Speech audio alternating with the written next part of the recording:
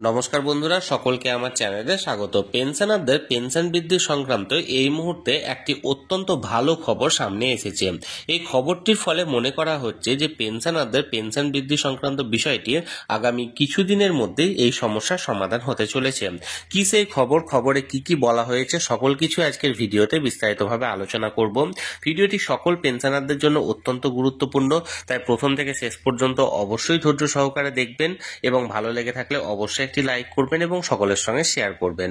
আর সেই সাথে এই চ্যানেলে যদি প্রথমবার হয়ে থাকেন এই রকমের ইনফরমেটিভ ভিডিও আরো দেখার জন্য যারা এখনো পর্যন্ত এই চ্যানেলটিকে সাবস্ক্রাইব করেননি তারা অবশ্যই চ্যানেলটিকে সাবস্ক্রাইব করে নিতে ভুলবেন না। তাহলে চলুন আমরা বিস্তারিত জেনে নিই। দেখুন, এটি একটি নামী সংবাদপত্রের প্রতিবেদনের অংশ। এখানে হেডলাইন্সটা দেওয়া হয়েছে, দেখুন, file wage details by January end for higher pension, অর্থাৎ অতিরিক্ত পেনশন পাওয়ার যে বিষয়টি বা ফাইলটি জানুয়ারির এন্ডের মধ্যে অর্থাৎ জানুয়ারির মধ্যে এই বিষয় সংক্রান্ত একটা আলোচনা বা বিষয় সংক্রান্ত সমস্যার সমাধানটা হতে চলেছে। দেখুন মূল প্রতিবেদনে কি বলা হয়েছে। Retirement fund body the employees provident fund organisation অর্থাৎ EPFO has extended time till 31st January for employer to upload wakes and their details regarding the 3,10,000 pending application for pension on higher wakes, অর্থাৎ অতিরিক্ত যে মজুরি বৃদ্ধি সংক্রান্ত বিষয়ে অতিরিক্ত pension পাওয়ার বিষয়টি নিয়ে যে সমস্ত 3,10,000 পেন্ডিং অ্যাপ্লিকেশন আছে যে সমস্ত পেনশনারদের, সেই সংক্রান্ত সমস্ত তথ্য আগামী 31শে জানুয়ারির মধ্যে আপলোড করার বিষয়ে এখানে বলা হয়েছে। An online facility was made available by the EPFO for submitting application for validation of option or joint option for pension on higher wages, a labor ministry statement said. একজন লেবার মিনিস্টারের তরফ থেকে একটা স্টেটমেন্ট দেওয়া হয়েছে।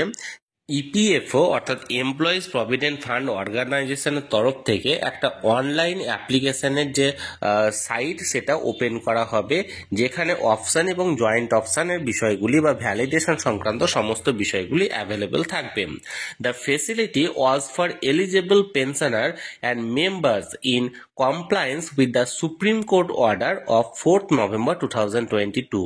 অর্থাৎ এই জায়গাতে কোন বিষয়টি নিয়ে আলোচনা করা হবে বা কোন বিষয়টির জন্য এলিজেবল যে সমস্ত যোগ্য পেনশনাররা আছেন, কোন যোগ্য পেনশন 2022-এর 4th November যে সুপ্রিম কোর্টের হায়ার পেনশন সংক্রান্ত অতিরিক্ত পেনশন সংক্রান্ত যে রায়টি বেরিয়েছিল, সেই রায়ে যে সমস্ত পেনশনাররা এটি পাওয়ার যোগ্য তাদের বিষয়টি এখানে, অর্থাৎ তারা এই অ্যাপ্লিকেশনটি করার জন্য যোগ্য।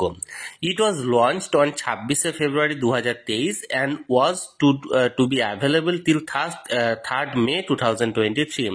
এটা লঞ্চ করা হয়েছিল 26শে ফেব্রুয়ারি 2023 এবং এটা মানে অ্যাভেলেবেল ছিল 3রা মে 2023 পর্যন্ত। However, considering representation of employees, the time was extended to 26শে June 2023 in order to provide complete 4 months to eligible pensioner and members for filing application, এবং সমস্ত পেনশনারদের বিষয়টিতে আরো ক্ল্যারিটি আনার জন্য বা সকলে যেন এই বিষয়টিতে আবেদন করতে পারে এর জন্য এটা আরো 4 মাস এখানে বাড়ানো হয়েছিল এবং 26শে জুন পর্যন্ত এখানে এক্সটেন্ড করা হয়েছিল যাতে করে সকলে এই অ্যাপ্লিকেশনগুলি ফাইল করতে পারে। A last opportunity of 15 days was further given to remove any difficulty faced by them. এরপরেও আরো একটা শেষ সুযোগ দেওয়া হয়েছিল 15 দিনের জন্য, যেখানে যদি কারো কোনো রকম কোনো ডিফিকাল্টি বা কোনো রকম কোনো সমস্যা এসে থাকে অ্যাপ্লিকেশন করার সময়, সেই অ্যাপ্লিকেশনের সমস্যাটা এড়িয়ে নতুনভাবে অ্যাপ্লিকেশন করার জন্য। According, the last date for submission of application was extended to 11 July 2023 and a total of 1.75 million applications were received from pensioner and members till 11 July 2023 এবং সমস্ত কিছু লাস্ট ডেট পেরিয়ে যাওয়ার পর 11ই জুলাই 2023-এ দেখা গেছিল প্রায় 1.75 মিলিয়ন অর্থাৎ প্রায় 17.5 লক্ষ অ্যাপ্লিকেশন বা আবেদন জমা পড়েছিল এবং এই আবেদনটি কত তারিখ পর্যন্ত জমা হয়েছিল 11ই জুলাই 2023 অনুযায়ী, অর্থাৎ সমস্ত ডিফিকাল্টি অনুযায়ী 11ই জুলাই 2023 পর্যন্ত দেখা যায় যে প্রায় 17.5 লক্ষ আবেদন জমা পড়েছে। in view of the representation received from employee and employers association wherein requests were made to extend the time for uploading the wage details, employer were given multiple opportunities to submit wage details etc.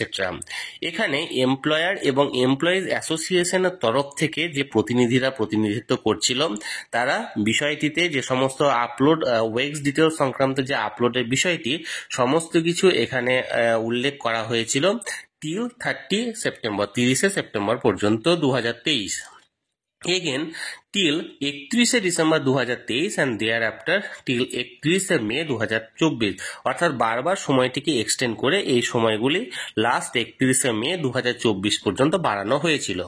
In spite of so many extension, it has been observed that over 310,000 application for validation of option and joint option are still pending with employers.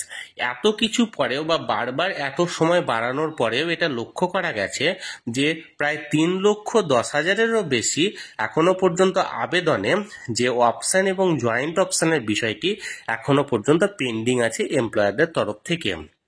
অর্থাৎ 17.5 লক্ষ তো জমা পড়েছে, তারপরেও আরো দেখা যাচ্ছে যে 3,10,000 অ্যাপ্লিকেশনে যে অপশন এবং জয়েন্ট অপশনের বিষয়টি এখনো পর্যন্ত পেন্ডিং আছে। Many representation have been received from the employers and employee association requesting an extension of the time further. তারপরে এমপ্লয়ি এবং এমপ্লয়ার যে অ্যাসোসিয়েশন আছে তাদের সকলের তরফ থেকে এই টাইমটাকে এক্সটেন্ড করার বিষয়ে আরো অনেক অনুরোধ বা আরো অনেক রিকোয়েস্ট করা হয়েছে। Therefore, the ministry said a final opportunity is being given to the employers till January 31, 2025 to ensure that they process and upload this pending application. এরপরে একটা শেষ সুযোগ অর্থাৎ ফাইনাল অপরচুনিটি দেওয়া হয়েছে মিনিস্ট্রির তরফ থেকে যাতে করে আগামী 31 জানুয়ারি 2025-এর মধ্যে এমপ্লয়ারদের তরফ থেকে সমস্ত অ্যাপ্লিকেশন জমা করা হয়। অর্থাৎ এত কিছু 2024 পর্যন্ত ডেট বাড়ানো হয়েছিল, তারপরেও দেখা গেছে যে 3,10,000 পেনশনারদের অ্যাপ্লিকেশনটি ঠিকভাবে পেন্ডিং আছে, এখনো জমা পড়েনি। তাই লাস্ট একটা সুযোগ দেওয়া হয়েছে 31 জানুয়ারি 2025 পর্যন্ত যাতে করে এই সমস্ত অ্যাপ্লিকেশনগুলি জমা করা হয় এমপ্লয়ারদের তরফ থেকে। Employer have also been requested to submit their replies and update the information by 15 January 2025 in over 4,66,000 cases where the EPFO has sought additional information or clarification in respect of the application that have been received and examined by the EPFO. এরপরেও ইপিএফওর তরফ থেকে 15 January 2025 পর্যন্ত একটা সময় দেওয়া হয়েছে যাতে করে যে 4,66,000 কেস আছে এমন যেখানে কোনো ক্ল্যারিটি আসেনি বা স্বচ্ছতা আসেনি যে বিষয়গুলিতে, সেই সমস্ত বিষয়গুলি যেন এখানে লক্ষ্য করা হয় সেই বিষয়ে। অর্থাৎ এক কথায় বলতে গেলে যে ইপিএফওর তরফ থেকে যে পেনশন বৃদ্ধি সংক্রান্ত যে আবেদনগুলি অর্থাৎ যে 2022-এর 4 নভেম্বর সুপ্রিম কোর্ট যে অর্ডারটি দিয়েছিল সেই অর্ডার অনুযায়ী যে সমস্ত পেনশনাররা অতিরিক্ত পেনশন বা হায়ার পেনশন পাওয়ার জন্য যোগ্য তাদেরকে আবেদন করার একটা সুযোগ দেওয়া হয়েছিল ইপিএফওর তরফ থেকে, এবং সেটা 2023 থেকে ক্রমাগত 2024 পর্যন্ত বারবার সময় বাড়ানো হয়েছে এবং 11 জুলাই 2024 পর্যন্ত দেখা গেছে প্রায় 17.5 লক্ষ অ্যাপ্লিকেশন জমা পড়েছে।